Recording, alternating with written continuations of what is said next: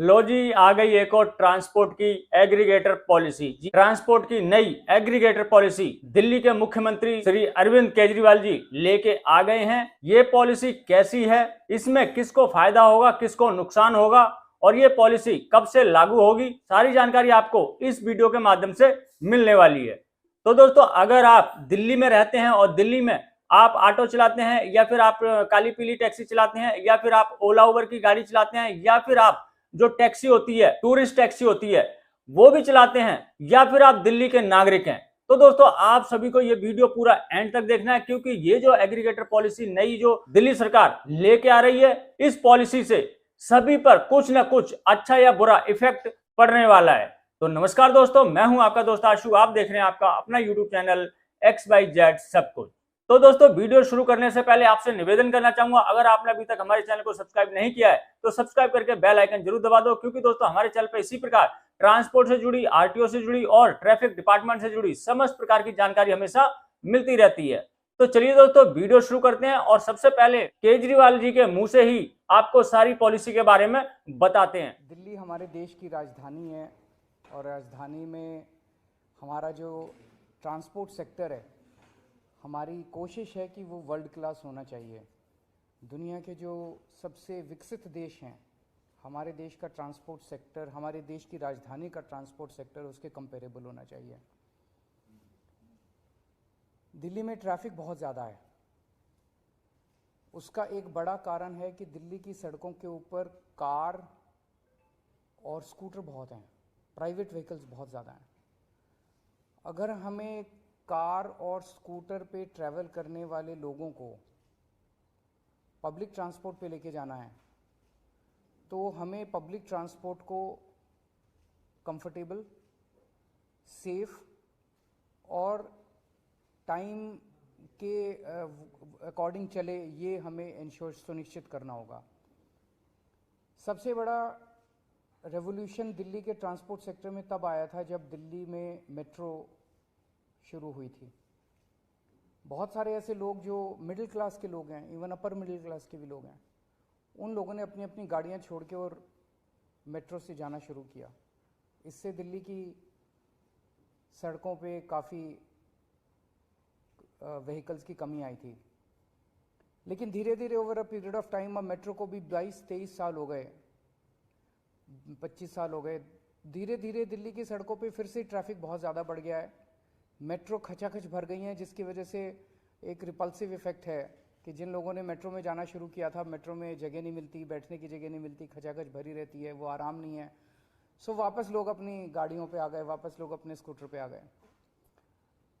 दिल्ली में बसें हैं, दिल्ली की डीटीसी की बसें हैं, क्लस्टर बसें हैं। वो बसेस लोअर मिडिल क्लास तक इस्तेमाल करते हैं लोग। बसेस एसी बसेस भी हैं, लेकिन बसेस में सीट की कोई गारंटी नहीं है, वो वाला कंफर्ट नहीं है जो एक अपर मिडिल क्लास या मिडिल क्लास एक्सपेक्ट करता है। उसको देने के लिए एक स्कीम के ऊपर हम पिछले 4-5 साल से काम कर रहे हैं। प्रीमियम बसेस हम लाने की कोशिश कर रहे थे दिल्ली में। ये अपनी तरह का पहला एक्सपेरिमेंट है पूरे देश के अंदर। इस तरह की प्रीमियम बसेस पूरे देश में कहीं एक स्कीम के तहत कहीं नहीं चलाई गई हैं। इसको एक स्कीम बनाई है हमने, Delhi motor vehicles licensing of aggregate premium buses scheme, aggregator. तो प्रीमियम बसेस के एग्रीगेटर स्कीम हम लेके आ रहे हैं। ये प्रीमियम बसेस जो हैं ये कंफर्टेबल होंगी, 2x2 की बसेस होंगी, एयर कंडीशनड होंगी। इनके अंदर बसों में वाईफाई होगा, जीपीएस होगा, सीसीटीवी होगा, पैनिक बटन होगा और सीट की बुकिंग जो है वो ऐप बेस्ड या वेब बेस्ड होगी। कोई भी खड़ी सवारी अलाउ नहीं की जाएगी, आपको शर्तिया तौर पे सीट मिलेगी। इस किस्म की स्कीम पहली बार लाई जा रही है और इसमें हमारा मकसद पूरा का पूरा ये है, ये टारगेट किया जा रहा है मिडिल क्लास और अपर मिडिल क्लास को, जिनकी पेइंग कैपेसिटी है, जो अपने कंफर्ट के लिए पे कर सकते हैं, रोज अपनी कार लेके जाते हैं, कार का पेट्रोल खर्च करते हैं, लेकिन अगर उनको ऑप्शन मिलेगा कि एक बस है जो कि कंफर्टेबल है, तो हो सकता है, हम उम्मीद करते हैं कि बहुत सारे लोग अपनी कार छोड़ के और बसेस की तरफ शिफ्ट करेंगे। इसमें 3 साल से पुराना व्हीकल अलाउ नहीं किया जाएगा। जो बसेस लेके आएंगे वो 3 साल से पुरानी नहीं होनी चाहिए, सीएनजी होंगी। लेकिन 1 जनवरी 2024 के बाद की जो भी बस खरीदी जाएगी वो इलेक्ट्रिक व्हीकल होनी जरूरी है।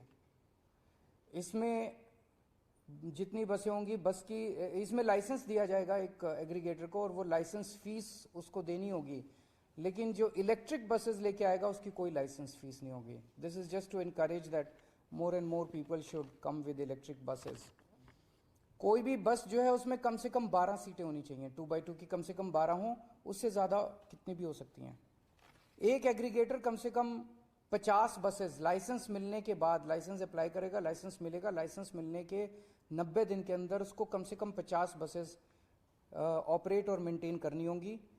सबसे खास बात इस स्कीम की ये है कि रूट्स हम नहीं देंगे, रूट्स एग्रीगेटर हर बस के खुद डिसाइड करेगा ऑन द बेसिस ऑफ जहाँ ज़्यादा ट्रैफिक है वहाँ पे ज़्यादा बस चलेंगी, तो ऑब्वियसली जहाँ वहाँ ज़्यादा बस चलेंगी तो वो ट्रैफिक ईज होने में मदद मिलेगी। तो वो रूट्स खुद डिसाइड करेगा, खुद सेलेक्ट करेगा, हमें इन्फॉर्म कर देगा, दिल्ली सरकार को केवल इन्फॉर्म करेगा। फेयर भी वो खुद डिसाइड करेगा, मार्केट डिसाइड करेगी फेयर। हमारी एक ही शर्त है कि डीटीसी का जो फेयर है उससे ज़्यादा होना चाहिए। ऐसा ना हो कि डीटीसी से कम फेयर, इसके डीटीसी से ज़्यादा फेयर होना चाहिए।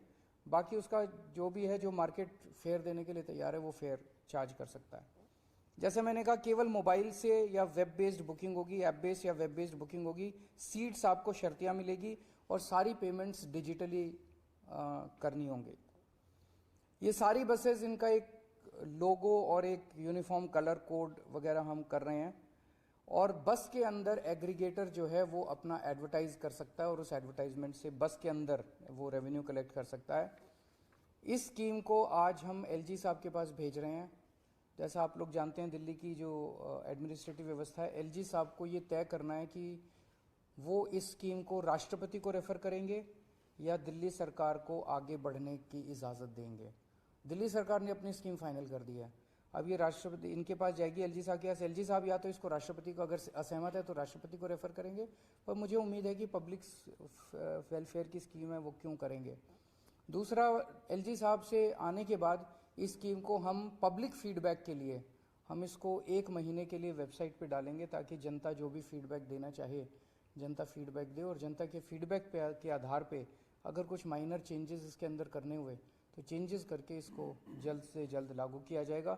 मैं समझता हूँ कि ये दिल्ली ने पूरे देश के ट्रांसपोर्ट सेक्टर के लिए एक मील का पत्थर साबित होगा।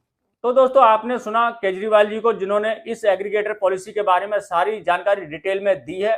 तो दोस्तों, अगर आप दिल्ली में रहते हैं और आप ऑटो, टैक्सी या फिर टूरिस्ट गाड़ी चलाते हैं, या फिर आप दिल्ली के एक आम नागरिक भी हैं, तो इस पॉलिसी के आने के बाद आप पर किस प्रकार का प्रभाव पड़ेगा, यानी कि अच्छा प्रभाव पड़ेगा या बुरा प्रभाव पड़ेगा, आपको फायदा होगा या फिर आपको नुकसान होगा, मुझे कमेंट बॉक्स में अवश्य लिखें, ताकि आने वाला अगला वीडियो मैं उसको ऊपर बना सकूं।